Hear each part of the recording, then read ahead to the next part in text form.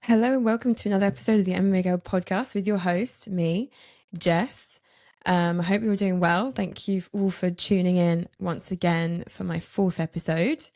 And I'm very excited because this Saturday, obviously, it's not an ordinary fight night. It's not an ordinary, card.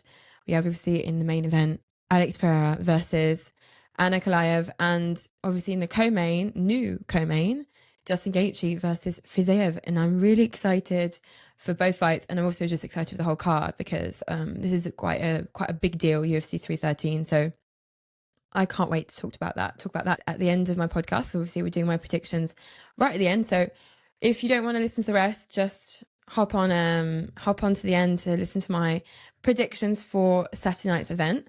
Otherwise, we're going to go straight in with the latest news from this week and what my thoughts and feelings are about it. So let's go. Right, so I hope some of you are tuning in to what's happening in the boxing world right now, because there are a few things I'm going to talk about. First and foremost, did you guys see the highly anticipated return of Tank, aka Gervonta Davis, and his fight against Lamont Roach? I'm not a big boxing fan to begin with, but I like watching fights that are highly anticipated fights like this one. But what a disappointment for this fight to go to distance, to the last round and finish in a unanimous draw, which was quite unexpected. But it's on the brink of being modified, potentially, because as we know, Davis had said that he fell onto his knees during the fight because he supposedly had grease running down his face from the hair lady that did his hair, the hairdresser that did his hair. She recently commented saying, absolutely not, I don't leave grease in the hair. There was no grease, there was no greasy styling products in there at all. So please do not listen to what he has to say. She even posted a photo of her hair styling room with the words, is the grease in the room with us? Because I don't use any grease. So that was a really poor excuse. I'm really sad that he would have said something like that. It would have been better for him to not say anything, or just say he accidentally fell down, not saying, I'm not taking anything away from Roach, because Roach, for me, Roach did have an impact in the fall. But if Davis said that he didn't fall down because Roach knocked him down, that's what you can say what you want. But the officials are starting to look into the match and see if the outcome might be changed, depending on if they count the knockdown as a real knockdown or just him falling down on his own. So I'll be looking out for the updates on that one when they come out. I hope Roach honestly gets the win, because he deserved it. He looked amazing out there and gave us all a run for our money, because no one expected him to give Davis or Tank a run for his money. So I'm just hoping that they rectify the results in his favor, or at least fairly in any case. If it's not in his favor, then fairly, But let me know if you guys watched that fight. I know we're more MMA fans than boxing fans here, but I do like to talk about some boxing fights that are quite interesting to me. Next up, I wanted to talk a bit about just going into boxing again.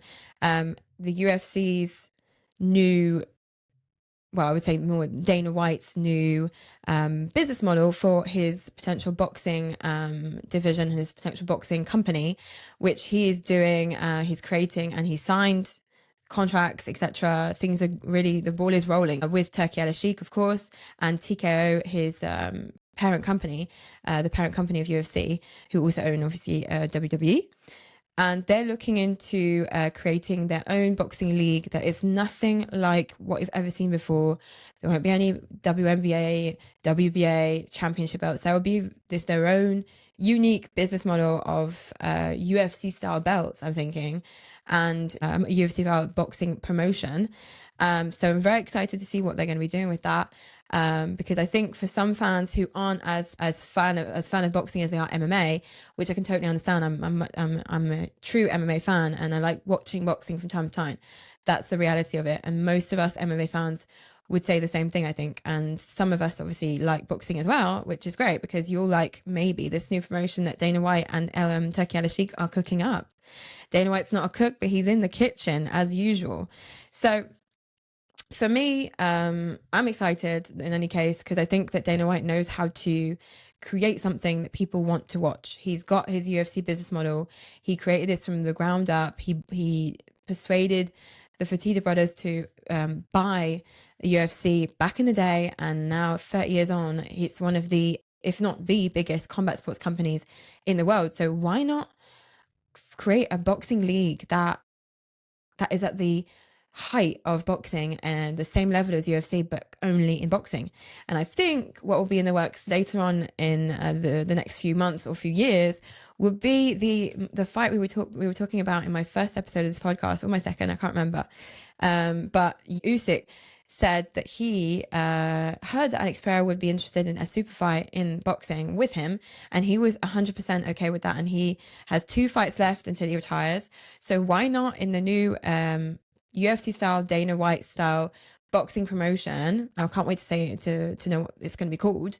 But what if that would be one of the fights they can make thanks to this new crossover promotion? So I'm really excited to see what this could become. And knowing Dana White, knowing the UFC, knowing TKO, they're going to put the fans first, and they're going to make sure that also the martial art is respected, of course, but make sure that it's really true to boxing and that we see something amazing. And knowing Dana White, obviously he won't let anything go out about it, or anything to come out from this new boxing promotion unless it's crystal clean and it's perfect. So I can't wait. I cannot wait to see what they're going to do with it. And I think, as I said, for most MMA fans that like boxing but aren't really huge fans of boxing, this might be able to persuade a lot more MMA fans to cross over to boxing and watch more boxing. So I'm excited to see what they're going to be doing with that. And that is it for me on that boxing front. So boxing is finished. Speaking Dana White, he obviously has also been rumoring a potential change for the UFC's pay-per-view model, as a lot of people are talking about it now, and he's been talking about it on a few podcasts as well, potentially changing the way pay-per-views are delivered to fans. Because obviously, I don't know how it works for Americans. I think you guys pay pay-per-views, or you have a UFC account that allows you to pay annually for pay-per-view viewings. Here in France, we have a similar situation where we pay a French TV channel that shows only MMA and combat sports. You pay monthly in order to watch every pay-per-view and every fight night every Saturday. So that's great. It's not expensive. It's about the equivalent of about $30 a month. But is he going to be changing potentially the pay-per-view models, as well as how the pay-per-views are going to be viewed by fans? Because TKO's CEO has said that he feels like whether the events in the Apex or in stadium, for us viewers at home, when we're not in the stadium, we're not in the arena watching the fights, we don't really see the difference. And I don't really agree with that. I'm sorry to disagree with him, but I just, even though I'm a fan at home most of the time and I go to 1 or 2 events from the UFC a year, obviously it's great when you're there to be with the fans and to hear the roaring crowd and get behind the fighters you love. But when you're watching it at home, it's still quite special to hear the crowd, and still quite, it's part of the package when you watch an arena show. I mean, Saturday night they're going to be hyped in Vegas, so it's great to hear the fans roaring, even though we're in front of the television. But as I said in quite a few of my podcast episodes, I am a fan of the Apex fight nights. I love Apex events. I think they're really underrated, and don't sleep on them, as I usually say. But that doesn't mean I prefer Apex fights to other fights. You know, obviously the crowd does add an extra special magic to what you're watching. So we shouldn't sleep on Apex fights, but no, I don't think they're the same for fans that watching at home than arena fights. However, that's just going on the subject. Dana White might be potentially putting pay-per-views on UFC Fight Pass, because obviously he says UFC Fight Pass is owned by the UFC. It's their own platform, streaming platform for UFC and MMA content, not only for obviously UFC, but Cage Warriors, Ares. Here in France, we've got an organization called Ares, who are an MMA fighting organization, and I like to call them the little brother of the UFC, or the very little brother of the UFC, because their belts are very similar to UFC belts, and they've taken a lot of inspiration from the UFC. So check them out. Ares Fighting Championship in France, Paris. Anyway, he said that UFC Fight Pass is their UFC and MMA streaming platform, and why not put some UFC Fight Nights and pay-per-views on the UFC Fight Pass app and not make fans pay every week for their fight night or numbered card view. And I think that might be a good idea. I mean, I would pay either way what I'm paying at the moment, because I pay a monthly rate to watch all UFC events. So it wouldn't change much for me, because not all of the cards would obviously be free on UFC Fight Pass. So I'd be paying $30 anyway per month in order to watch them here in France. So for me, that wouldn't change anything. But I think for many fans who watch maybe once or twice a month, or more casual fans who don't really watch every fight night, maybe the fact that there might be a few more fight nights on UFC Fight Pass for free, that might encourage fans to watch more events in general. So maybe it's a good idea. What are your thoughts on that? Obviously, as I said, it's not much of my area because it won't really affect me. But if in the US or in the UK or anywhere around the world, that might help UFC and fight fans, then so be it. And I'm always for free content on MMA, or if you're already paying, obviously on UFC Fight Pass, you pay UFC Fight Pass. So if you're already paying UFC Fight Pass, why not have the privilege to get on there and watch pay-per-views that used to be expensive and now are free on UFC Fight Pass? It's a great idea for the fans. So that's my take on the business model that he's proposing, maybe to change the pay-per-view model for the UFC. But we'll see if that happens. It might not even happen. You know, a lot of things are said, but what is done and what is said are two separate things. Right. So I didn't want to talk about Dillon Danis at all on this podcast. I didn't see the need to, because he usually does misfits boxing matches, or just, you know, as I'd like to say, a bit of a cheesy fights against the Logan Pauls, Jake Pauls of this world. I'm not really a fan of that at all. But just a side note on Dillon Danis, he's got a fight coming up against KSI. I hope KSI knocks him out. I'm not gonna lie, but that's just going to be a fun fight. So KSI's fighting Dillon Danis very soon.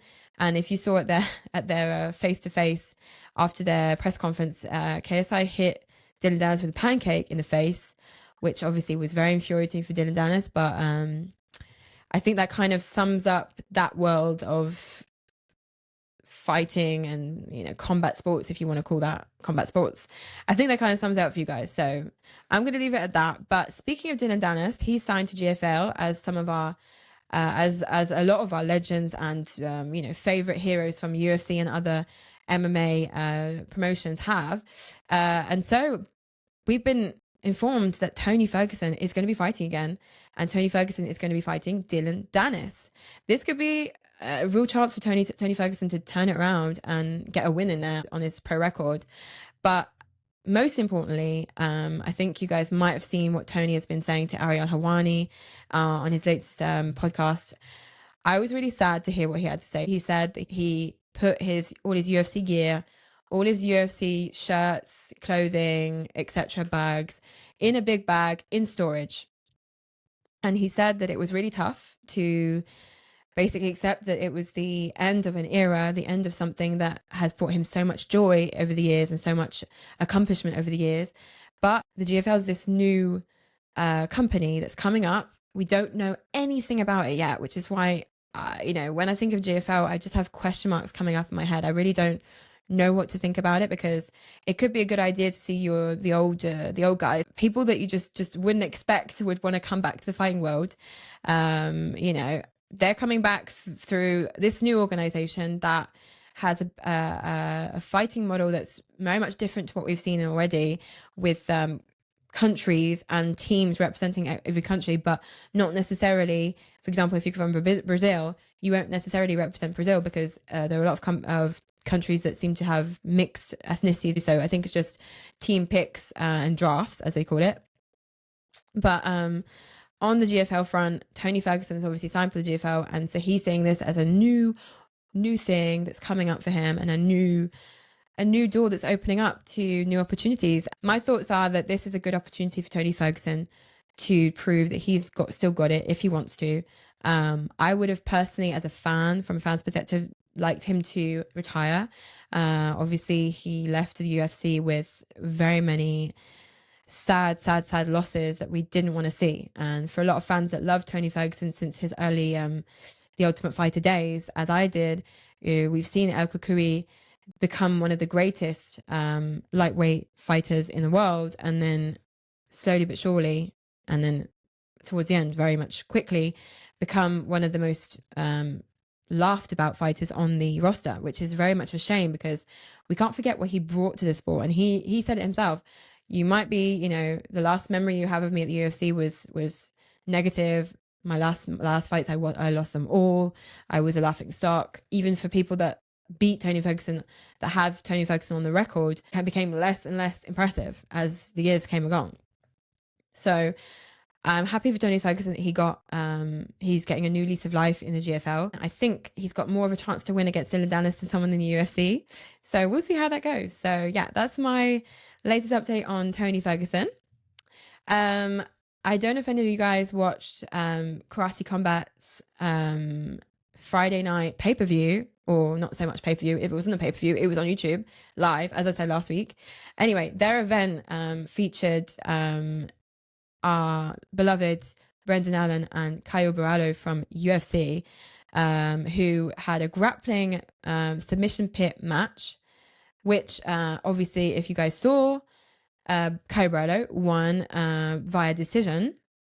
The fight was up quite close towards the beginning, but Caio Borralho took over towards the end of the match, and I loved seeing the guys grappling, because it's a very high level jiu-jitsu that they were doing, and it showed that obviously Brendan Allen, even though he came up short again in the same week where he lost just days before at the UFC fight card versus Hernandez, it was great to see him being at the top of his game in terms of BJJ grappling, but he obviously came up short again. It was very sad to see him lose the second time in less than a week. And he himself said it. He just, he has to go and do some soul searching. He just needs to look at how to improve his fight style, as most fighters would say when they lose a few fights in a row. But congratulations to Caio Borralho from the Fighting Nerds. Another win for the Fighting Nerds, even though it wasn't a MMA UFC win. Speaking of Fighting Nerds, we've got a Fighting Nerds fighting this weekend on the main card, Rufi. I will talk about that later, of course, but I'm excited to see him. He's 2-0 at the UFC, and we're going to see if he can keep his 0 at the UFC against King Green, Bobby Green, this weekend. So that was the latest news that was significant to me that I found out about this week. And let's move on to my review of UFC Vegas 103 from last Saturday. Featuring obviously in the main event Manel Kape. As I said, the Apex does deliver, and again the prelims were great. Some unexpected decisions, and one very unexpected knockout of Austin Lane from the newcomer Mario Pinto, who has kept his 0 intact with second round KO within 39 seconds of the second round. Did not see that coming. Austin Lane seemed just a bit bewildered by Pinto's fighting style and Pinto's aggression. So good on Pinto for dominating this fight from A to Z. And I loved it. And congratulations to Pinto. I think he obviously we'll see what happens in the next few months, if he's going to have some more fights with some lower ranked heavyweight fighters. But if he gets to fight a higher ranked heavyweight, then so be it. And that would be great to see how he will match up against one. Anyway, let's go on to the main card. The first fight on the main card was obviously Danny Barlow versus Sam Patterson. Danny Barlow did not have any losses at all with his 9 victories in his MMA pro career. So now he has a loss, because Sam Patterson got the win in the first round within 3 minutes of the first round. And what a fight that was. A short and sweet, very big upset for Danny Barlow, who was not at all the underdog. Sam Patterson was the underdog in this fight. Danny was favorite, and I predicted that Sam Patterson would win this fight. I said a second or third round KO because I didn't expect it to be that heavy hitting and intense, but Danny Barlow came into this fight with intensity, aggressiveness, and so Sam Patterson responded. So I'm really happy for Sam Patterson representing England MMA, and a really good job from him. He's a very, very good boxer, but he's very, very good on the ground as well. I thought maybe he would also go for the takedown. He could have got a submission in there, but he got in with a very efficient KO victory over Danny Barlow. So that was a great upset and great to see. Next up, we had the French favorite William Gomis versus Haider Amil. And I predicted that Haider Amil would win this fight via decision, and I got it right totally. This fight wasn't too close, honestly. William Gomis, he got quite a few strikes in there. His precision in terms of striking, his striking accuracy was maybe a bit better than Haider Amil's. But overall, in this fight, Haider Amil did more damage, and he just looked better. He looked in control. He looked confident. William Gomis, I don't think he expected Haider Amil to amp up the speed as quickly and as early on in the match as he did. Haider Amil likes to get it done quite early on in the fight, and he has a lot of first and second round KOs on his record. This fight, for it to have gone the distance, shows that William Gomis is not an easy opponent, but Haider Amil was obviously the better man on the night of. And as I predicted, he got the decision win, and congratulations to Haider for his decision win. Next up, we have Nasrat Haqparast versus Esteban Ribovic, which it was theft. Honestly, I did not expect that to come out as the decision win for Nasrat. The nasty cut that he got from Ribovic was insane. I will give kudos to Nasrat for his first and second round. I think he had a lot more explosivity and a lot more intensity in the first and second round. And a lot of people obviously said it was thievery, it was theft. He got stole from. It was not a good outcome in this match. Not sure what the judges saw on that night. I remember shouting at the television saying, Did we watch the same fight as the judges did? Because I'm not sure we did, honestly. But very disappointed for Ribovic. I think, honestly, if I'm going to give my honest opinion, was not a deserving win. Seeing as damage is also something that's taken into consideration when you analyze a fight after it goes the distance. So for me, damage and strikes landed, if you look at statistics, he landed more strikes. He got a takedown. And the damage he did to Nasrat was insane compared to the damage done to Ribovic. So honestly, Ribovic was just a little bit roughed up. Nasrat, he's getting stitches. So please explain to me how Nasrat won that fight. Honestly, please let me know why Ribovic didn't win that fight. Please let me know, because I think we just got stolen from. I honestly do. Next up, another victory for me, Cody Brundage versus Julian Marquez. Who would have thought it? Cody Brundage coming back after a few losses on his record. What an insane round 1 KO in the first round after no less than 4 minutes. Honestly, I'm so happy for Cody. As soon as the fight started, you could tell he was on a rampage. He was looking to really laid on thick on his opponent, and that you could tell. Julian Marquez was just overwhelmed by Cody's explosive fighting style. Obviously, Marquez was favorite. Marquez was the favorite fighter out of the two of them. Cody was the underdog here, and people did not expect Cody to win this fight. Cody is great on the feet, great on the ground, but Marquez is just that much better on the ground than Cody. So people expected an early or late finish from Marquez by submission. People did not expect Cody to win this fight, and things happen, guys, and I'm really happy for Cody. So I'm glad to see him in the win column again. I hope that Dana doesn't sleep on Cody Brundage and gives him a fight quite quickly, so he can show he's still got it, and he can show that obviously it's not just a one-off on his record for now. So we'll see, but great win for Cody Brundage, amazing KO, and as we saw on this fight card in total, even before I talk about the last fight, in total there were 3 great KOs on this fight card on the main card. So it was great to watch. I really had a great time watching this fight card, and then we can move on to the main event, of course. So Manel Kape versus Asu Amabayev. As I said in my predictions video in my podcast last week, I was thinking that Manel Kape would get the win in there in the third or the fourth round, and he did. He got the third round KO in just under 3 minutes. And it really was a great fight. It was competitive. Asu did attempt some takedowns, but didn't manage to get them in. Great takedown defense from Manel Kape. Honestly, I don't know what to say. I just think he's a great contender for the title. He should have a title fight. Everyone was tweeting at the end of that fight saying, give that man a title shot. Give that man Pantoja. He deserves it. I really enjoyed the fight, and he showed that he is capable of adapting his fighting style to whatever opponent he has. And I sort of saw a new version of Manel coming into this fight and during the fight and even after the fight. As you saw after the fight, he brought his daughter into the octagon. I had no idea he was a father, so that's really cool to see. And obviously, before the fight and during his press junkies and the press conference, he seemed very much more mature, calm. I think he got, a wake-up call when Mokaev, the famous conflict between those guys last year, got Mokaev fired. I think he said to himself, there's one thing to be a fighter in the UFC and be big-headed and be, proud of oneself to be in the greatest, combat sports organization in the world. But there's no need to overdo it. And I think now he knows that you should leave things out in the octagon. It was a really good thing to see him in the winning column for the second time in a row.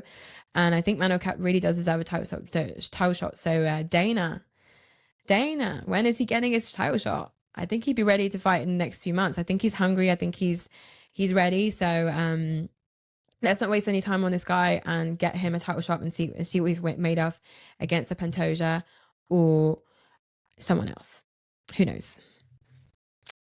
And that was it for my analysis and review of last week's UFC Vegas 103. So let's now move on to my predictions for the main card of UFC 313.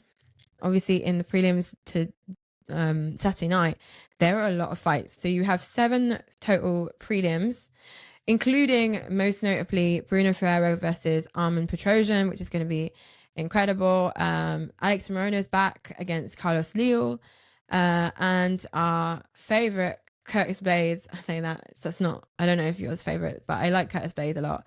Curtis Blades versus Kunyev. So I'm excited to see that fight. Curtis Blades coming off a great victory by KO against Almeida. So I'm excited to see what he will be doing against a very angry Russian heavyweight fighter. So we'll see how that goes. But I'm going to predict, obviously, the 5 main card fights only. So let's go into the first fight, which is obviously Bobby Green versus Mauricio Ruffi from the Fighting Nerds. Hang on, let me just put my glasses on. This is in no way mean that I think Rufio is going to win. I just think it's appropriate to do this. How do I look in my Fighting Nerds glasses? Anyway, Rufio. According to Caio Borralho, Rufio is one of the best fighters in the UFC. Obviously, you've not seen him much yet. He's obviously only had 2 fights in the UFC for now, but he's a 2-0. No losses at all at the UFC yet. And is Saturday night going to be his first loss? Honestly, I think so. I think in this fight, Bobby Green versus Mauricio Ruffi, I think Bobby Green is going to have an upset win by a late round KO or a unanimous decision or a split decision. Of course, it could be a tight match, but I'm thinking I'm going to go with the underdog here. Not wanting to bet against the Fighting Nerds, of course, but I'm going to be honest with you. I just think Bobby Green might be that more unorthodox fighting style that puts off Ruffi and might end up beating him, actually. So I'm not sure, but I'm going to go with Bobby Green via KO in the late rounds or by decision against Ruffi from the Fighting Nerds. Sorry, Ruffi. Sorry, the Fighting Nerds. Love you guys. I'm a fan. But if I were to give my honest opinion on this fight, I think Bobby Green might get the win. So why not? Next up, we have Amanda Lemos versus Yasim Lucindo. Lucindo being the younger of the two. Lucindo's got great potential. I love this fighter. She's amazing. Amanda Lemos, a legend as well. Let me have a look at how old they are. Hang on. Yeah, there's a huge age difference, guys. Obviously, Amanda Lemos, she's 37 years old, and Lucindo is only 23 years old, guys. So Is she going to make some rookie mistakes in this fight? Is Amanda Lemos going to take advantage of those rookie mistakes? Or is Lucindo just going to be too overpowering for Lemos and get away with a submission or a decision? I think personally that Lemos is going to lose this fight. I think Lucindo was going to win this fight hands down. Not because she's younger. That doesn't mean anything to me. Age is just a number, as we saw with Jared Cannonier a few weeks ago. So that's got nothing to do with it. But I think honestly that Lemos has not got what it takes to win against Lucindo at this stage in her career. And experience-wise, Lucindo has more pro fights than Lemos, even though Lemos is much older than her. So I'm going to go with Lucindo via late round ground and pound or submission or decision. Next up, we have Jalen Turner versus Bahamondes. For me, Bahamondes is just, at the moment anyway, levels above Jalen Turner. Obviously, Jalen Turner coming off a loss. Bahamondes is on a tear right now. He's got a 2 or 3 fight win streak, and he's great on the ground. He gets some submission wins in there. He's recently been KOing a lot of his opponents, and I think that this tear will not stop with Jalen Turner. I think Jalen Turner, even though he's going to turn up obviously with a bit of anger from his last loss, I don't think that's going to be enough to beat Bahamondes. Honestly, I think Bahamondes is going to win, and I think he's going to get a KO in the first or second round. So that's my prediction. Let me know what you guys think of my predictions. Obviously, if you guys don't agree with me, please let me know. I love hearing your opinions on that. Moving on to the co-main event, the edited, modified, in jeopardy, jeopardy co-main event between Justin Gaethje, the highlight, versus Rafael Fiziev, who came in on short notice only a week and a half ago because our man Dan Hooker injured his hand. He just had surgery. He should be back in a few months. He's talking about fighting in July or August, so I'm happy to hear that Dan's doing well. But obviously it's very sad to have that change because we were very excited for that Justin Gaethje Dan Hooker fight. That was going to be war. And as they said a couple of weeks back, they weren't looking for a decision. So obviously they were going to try and kill each other. And Dan Hooker said, whatever the outcome would have been for this fight, we would have both ended up in a hospital. That's for sure. So such a shame that didn't happen. It could still happen one day. Who knows? Obviously Justin Gaethje's at the end of his career at 36 years old. With Fiziev being at 32, he's got maybe that speed and that agility that Justin Gaethje might have lost over the years. And he's coming off, obviously, the insane KO loss to Max Holloway in the last second of the last round of their fight at UFC 300. And it was the most insane moment for us fight fans. And it's still talked about, obviously, today. It'll be talked about for the next 3 years, I think. The next 10, 15, 20 years, I think. But for Justin Gaethje, from his point of view, he lost that fight in the most insane fashion possible. And we haven't seen him in almost a year since UFC 300. So every fan is obviously excited to see the highlight come back. He's got an amazing, exciting fighting style. He knows that he's got a fighting style that is very exciting. The fans love watching him fight, and he loves pleasing the fans. He's always talking about the fans, Justin Gaethje. And this time around, for his fight against Rafael Fiziev, he said that obviously he's not looking to go to the decision.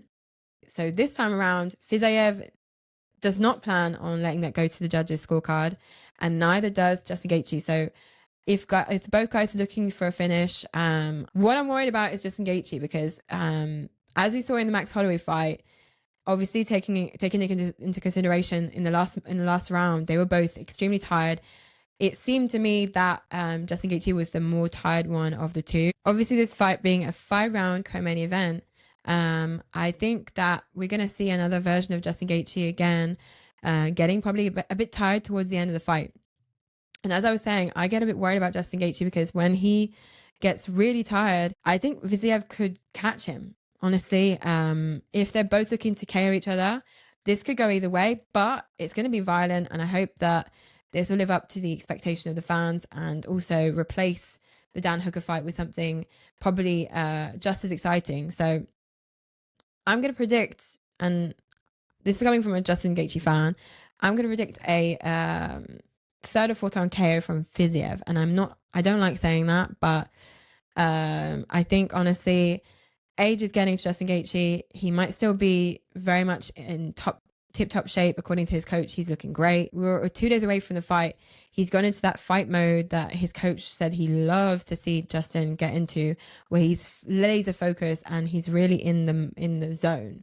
So I just love to hear that. Just as a fan, it's just great to hear. But I honestly think that Fiziev will get the win by third or fourth round KO, and that's coming from someone who is coming in short notice. Fiziev, a week and a half ago, he didn't know he was fighting, but he's been so hungry. His coaches were saying he just can't wait to get in the octagon. So I'm not basing that off of just what his coaches are saying, but I think honestly that Fiziev has what it takes to KO at Justin Gaethje. But on the other hand, of course, Justin Gaethje is the current third ranked lightweight contender in the UFC roster, and Fiziev is number 11. So there's a reason that Fiziev isn't in the top 5. So am I getting that wrong? Am I predicting that Justin will lose when he just levels above Fiziev? Maybe. I hope so. But my prediction would be that Fiziev gets the win in the third or the fourth rounds. But I hope not. I hope not. And obviously, last but not least, let's move on to the main event of the evening. Magomed Ankaliyev versus the one and only Poetin Alex Pereira. Honestly, I could not wait for this fight. And for those of whom were saying Alex is ducking Ankaliyev, Alex is ducking him. Just after his last win against Khalil Rountree, he asked Dana White if he could straight away in the next 2 or 3 months fight Ankaliyev, because he was sick and tired of hearing people saying he was ducking him, but Ankaliyev wasn't available at the time. So we need to stop saying he was ducking Ankaliyev. He wanted that fight. He wanted to prove he was capable of beating a pure Russian Dagestani grappler. And I hope that this weekend he'll be able to prove that. And my prediction for this fight would be Alex Pereira by KO in the third or fourth round. Honestly, I don't see Ankaliyev being better than Pereira. You just have to look at their records. Honestly, guys, Alex Pereira is obviously getting better and better every fight, which doesn't mean that Ankaliyev isn't getting better either. I don't think that we're talking about someone who is strong enough, who is good enough, who is technically skilled enough to beat Alex Pereira. Ankaliyev reminds me of a highly skilled striker and a highly skilled grappler that is more suited to the heavyweight division than the light heavyweight division, honestly. But his fighting style will not allow him to win this fight. I just don't believe that will happen. I think what will happen with this fight is Ankaliyev will shoot for the takedown. He said it himself. I'm going for the takedown. I'm not going to do the whole Khalil Rountree. No. I'm going to stick to striking. No, he's going to stick to his fighting style, which is taking people down. But is he going to be able to take Alex down? That's the question. Alex's grappling and Alex's jiu-jitsu is getting better and better. He's already a jiu-jitsu black belt. We just obviously forget because he's a full-on striker and he's coming from kickboxing in the start of his career. But that does not mean that in his Brazilian blood, he's not able to get that grappling and that Brazilian jiu-jitsu to come out and beat an Ankaliyev. I'm going to look at the odds live currently.